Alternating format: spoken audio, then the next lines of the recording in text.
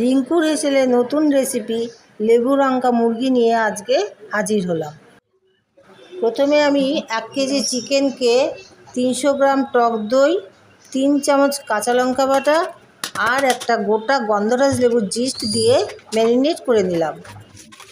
প্রথমে কড়াইতে 50 গ্রাম তেল দিয়ে 50 গ্রাম রসুন বাটা দিয়ে একটু নেড়ে চেড়ে নিলাম।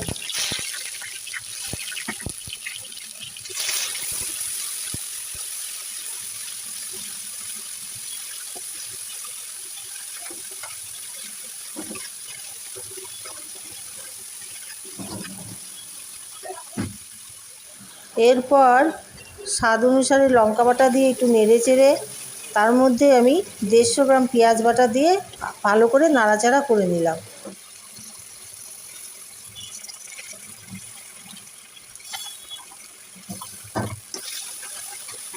নাড়াচাড়া করতে করতে এর মধ্যে আমি আরেকটা গোটা গন্ধরাজ লেবুর জিস্ট দিয়ে দিলাম,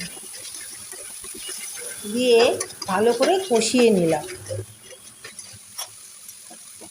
এরপর ম্যারিনেট করা মাংসটা দিয়ে ভালো করে কষিয়ে নিলাম। এরপর 3 থেকে 4 চামচ রোস্টেড ধনের গুঁড়ো আর 1.5 চামচ গরম মশলার গুঁড়ো দিয়ে আবারও ভালো করে কষিয়ে নেব। তারপর স্বাদ অনুসারে লবণ আর ব্যালেন্সের জন্য অল্প একটু চিনি দিয়ে আবারও ভালো করে কষিয়ে নেব। আমার এখানে লেবু লঙ্কা মুরগির রেসিপি হয়ে এসেছে। এবার আমি সার্ভিং প্লেটে সার্ভ করে নিলাম, নিয়ে তার উপরে স্লাইস করা লেবু আর কাঁচা লঙ্কা দিয়ে গার্নিশিং করে নিলাম।